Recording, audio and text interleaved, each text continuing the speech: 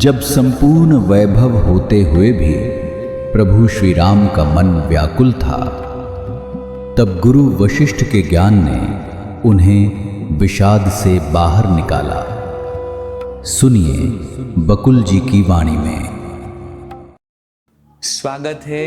आज 1 मार्च है और इस गहरे ज्ञान में आप भी डूबे रहे, मैं भी डूबा रहा हूँ। तो आज के दिन में श्लोक क्या है?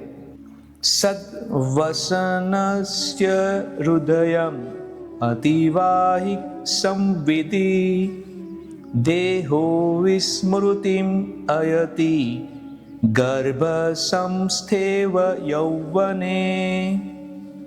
अर्थ है, जब बुद्धिमत्ता धारणा में घर कर लेती है तो सूक्ष्म शरीर का विचार भी जाता रहता है। ठीक वैसे ही जैसे कोई युवा अवस्था में अपनी भ्रूण अवस्था को भूल जाता है। ऐसा होता है कि नहीं?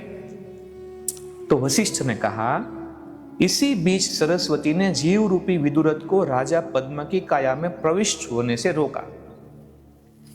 ज्ञानी लीला ने सरस्वती से पूछा, हे देवी, कितना समय हुआ होगा जब से मैं यहां बैठी सोच विचार कर रही हूं? सरस्वती ने उत्तर दिया, प्यारी लीला, तुम 1 महीने से चिंतन मनन में लगी हो। पहले 15 दिनों में प्राणायाम के द्वारा निःसृत तीव्र ताप से तुम्हारी काया का बाष्पीकरण हुआ। तब वह सूखे पत्ते की सदृश गिर पड़ी।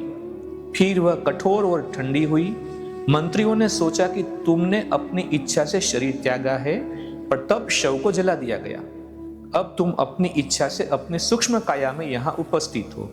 अब न तुम में विगत जीवन की स्मृति है और न पिछले जन्म की प्रवृत्तियां ही। जब बुद्धिमत्ता धारणा में घर कर लेती है तो सूक्ष्म शरीर का विचार भी चाहता रहता है। ठीक वैसे ही जैसे कोई युवा अवस्था में अपनी भ्रूण अवस्था को भूल जाता है। आज 31वां दिन है, तुम यहीं हो 1 महीने से। चलो यह रहस्य दूसरी लीला को भी बतलाया जाए। जब दूसरी लीला ने उन्हें अपने सन्मुख देखा तो वह उनके चरणों में गिर पड़ी और उसने उनकी पूजा की। सरस्वती ने उससे पूछा, बताओ कि यहाँ कैसे आई हो? दूसरी लीला ने उत्तर दिया, जब मैं विदुरथ के महल में गिर पड़ी थी तो कुछ समय तक मुझे पता न चला कि हुआ क्या है। फिर मैंने देखा कि मेरा सूक्ष्म शरीर उठकर आकाश में पहुंचा और वायुमान के द्वारा मैं यहाँ लाई गई। और यहाँ आकर मैंने देखा कि विदुरथ पुष्पोद्यान में पड़े हैं और सो रहे हैं। मुझे ऐसा लगा कि युद्ध के कारण अत्यधिक थक गए हैं। मैंने उन्हें हिलाया डुलाया नहीं, बल्कि उनके पास बैठकर पंखा करने लगी। सहसा सरस्वती ने विदुरथ के जीव को काया में प्रवेश करने दिया। एकाएक राजा वैसे ही उठा जैसे कोई नींद से उठा हो।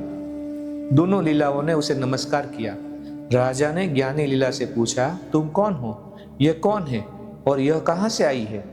तो ज्ञानी यानी कि पहली लीला ने उत्तर दिया, स्वामी, पिछले जन्म में मैं तुम्हारी पत्नी थी, तुम्हारी निरंतर सहचरी रही। यह लीला भी तुम्हारी दूसरी पत्नी है। यह मेरी अपनी परछाई है। तुम्हारी प्रसन्नता के लिए मैंने इसे उत्पन्न किया है। और जो स्वर्ण सिंहासन पर बैठी हुई है वो स्वयं सरस्वती देवी है। वे यहाँ हमारे सौभाग्य से उपस्थित हुई है। यह सुनकर राजा उठ खड़ा हुआ और सरस्वती का उसने सादर अभिवादन किया। सरस्वती ने दीर्घजीवी, धनी और ज्ञानी होने का आशीर्वाद दिया। हे राम, यह लीला की कथा है। इसे मैंने तुम्हें विस्तार से सुनाया है। इस कथा पर मनन करने पर तुम्हारे मन में दृश्य जगत के प्रति जो थोड़ा बहुत विश्वास है वह दूर हो जाएगा। और मुझे ऐसा लगता है कि हम सभी का भी ये जो भ्रम है, दृश्य में जो दिखता है उसमें, वो जगत से हमारा भी टूट जाएगा। इसी आशा के साथ आज यहाँ पे विराम लेते हैं। जय श्री राम। इस ज्ञान यात्रा में हमारे साथ बने रहने के लिए चैनल को सब्सक्राइब करें और बेल आइकॉन दबाएं।